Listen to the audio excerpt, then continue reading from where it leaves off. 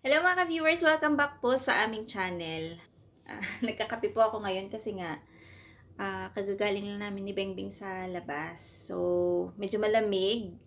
Ayan, kape muna tayo saglit mga ka-viewers. Ito po yung kapares ko sa kape. Pangalan niya, Paborita. Masarap po siya. Pang ano daw to eh. Pang palengke na tinapay. Pang tindahan. Sarap. Mm.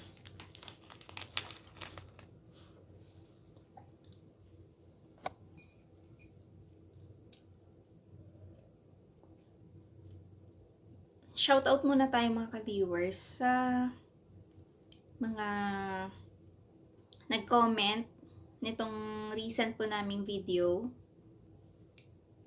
kay Emiliano Gabriel, Lori Suarez, Christine Saludares, kay Lakay, kay June Enriquez. Ayan. Tinanong niya, pwede pala magdala ng yema cake sa Canada. Hand carry daw po ba or check-in? Ayan, sinagot ko naman doon na dapat i-check-in siya. At, ayan, oo nga, nakadala po siya ng yema cake. Yung kaibigan namin na dumating. Meron siyang mga buko pie, mango pie. Tapos, actually meron pa po siyang dalang yung cheese na ganito kalaki. Eden cheese po, ganyan, kahaba. So, dalawang ganyan yung nadala niya. At sabi naman niya, basta i-declare mo lang daw po dun sa pagdating mo ng Vancouver or sa kung saang airport po kayo pumasok dito sa Canada. So parang inaalaw lang po nila yun kasi nakikita nila na pailan-ilang piraso lang. So parang pasalubong ganyan, hindi naman yung tipong pangtinda. So ayan po. Shout out din kay Carmela McKenna, kay Mary Tumeldan, Lucito and Magda Sapno, kay Rona Anjopet Kabugaw, at kay Nida Sterling. Ayan. Sa lahat po ng mga viewers namin na hindi pa po nakapag-subscribe sa aming channel, paki-click na lang po yung subscribe at ayan po, maraming salamat po sa inyong pagsubaybay sa aming mga videos. So, ayan mga ka-viewers, meron lang po akong i-share. Kaunting lang po to, maiksing um, video. Bali, share ko lang yung experience ng isa sa mga friends ko na nandito na rin pala sa Canada. So, ayan, sabi naman niya, okay lang daw na i-share ko, wag lang daw magbanggit ng names. Ayan, sabi niya, 3 years ago, marami kaming mga kaibigan na nakikita namin na nagpuntahan ng Canada, sabi. Naging maganda yung buhay nila. At kami nga din daw, sabi nila, matagal na nilang nakikita na nagpa-vlog kami, tapos nasundan nila ng last year na, last year na naging citizen na daw kami. Sabi niya, nahiya nga lang daw silang mag-message sa akin, sabi. At, ayun. So, ang kwento nila, nung nasa Macau sila 3 years ago, dahil nakita nga daw po nila yung mga kakilala nila na nagpuntahan dito. So, ayun, nag-try din sila. Sabi nilang mag-asawa, nakayanan nilang mag-apply at mamuhay dun sa Canada. Ba't tayo hindi natin itry? So, ayun. So, ang nangyari, yung wife po yung naunang nag-apply. At siguro mga ilang buwan din po siyang nag-antay. At eventually, ayun na nga po, umukay na yung lahat ng papel niya at nakapunta na siya dito. So, nung siya pa lang, yung nandito, okay daw yung naging niya, sitwasyon niya kasi matipid, syempre siya lang mag-isa. Tapos, nag-rent lang daw po siya ng isang room. At, ayan, wala masyadong gala. Tapos, yung trabaho doon niya is hindi naman ganun kalayo. So, ano lang siya, nagbabas lang siya kasi yung lugar kung saan siya na-assign ay medyo mataas yung cost of living, pero yung transportation nila madali lang. So, doon daw po siya nakatipid sa transportation. So, sabi niya okey naman daw nung siya pa lang mag-isa. So, after a year, naging okey na rin daw po yung application ng asawa niya. So, nakapunta na rin dito at siyempre dahil nandito na silang dalawa, kailangan na nilang mag-rent ng ibang unit or kumuha po sila ng basement. So, wala na po silang kahati kasi buong basement sa kanila na. At ang nangyari, medyo tumaas siyempre yung mga bayarin nila monthly. Yung asawa niya, meron din pong trabaho, pero yung trabaho po nila pareho ay hindi po gano'n kataas. Kumbaga, mataas lang ng konti sa minimum. So, iba daw talaga kasi pagka yung dalawa na kayo at medyo magastos daw talaga. So, ang nangyari parang napagkumpara nila yung naging buhay nila sa Macau at yung buhay nila dito. So, alam mo yung parang yung pagkasabi nila, nasa huli talaga yung pagsisisi.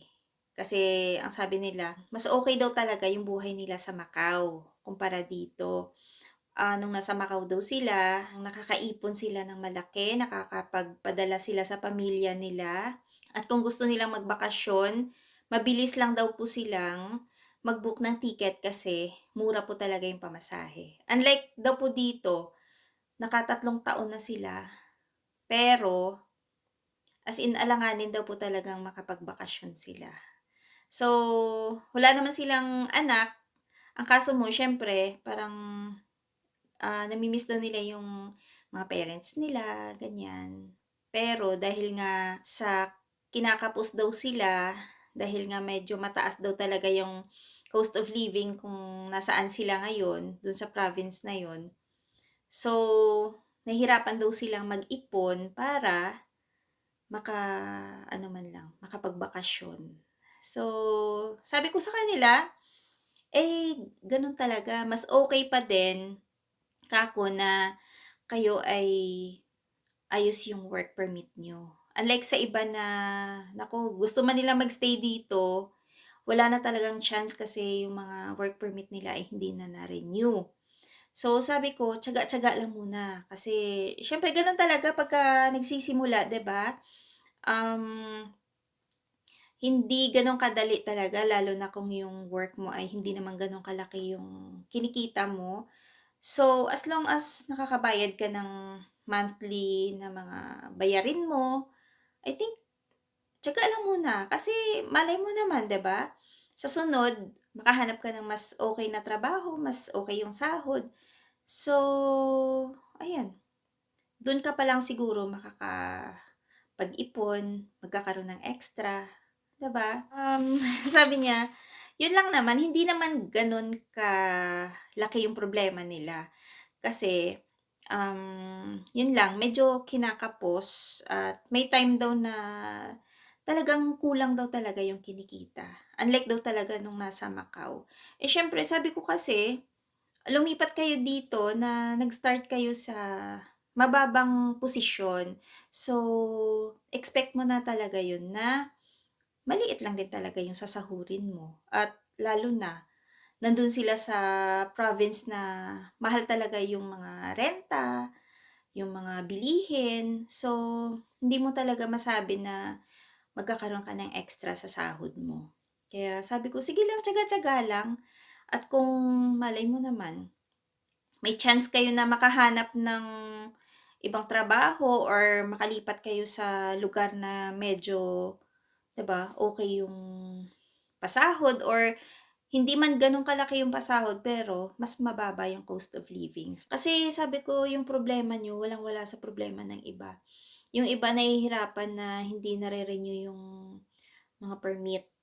Sa inyo, at least kahit papaano may time pa kayo na magkaroon pa kayo ng trabaho dito. So, tiyagain niyo muna kasi mas mahirap yung problema na yung mag-e-end na yung permit mo tapos wala ka ng choice kundi umuwi. So, ilang mga ka-viewers, shinare ko lang po yung experience ng friend ko. Sabi niya sana daw kapulutan ng aral na kung may trabaho naman kayo sa ngayon at okay naman, wag na munang isugal na i-give up yon para pumunta sa Canada. Kasi sa ngayon nga daw, sabi niya, napakahirap pa ng sitwasyon sa taas ng cost of living. Tapos, ayun nga, baka hindi kayo pala rin. Ayun lang. So mga ka-viewers, hanggang dito na lang muna yung aming video for today. Maraming salamat sa palaging panonood. Ingat-ingat. Bye-bye! Sa mga hindi pa po nakapag-subscribe, pa-subscribe na lang po sa aming channel.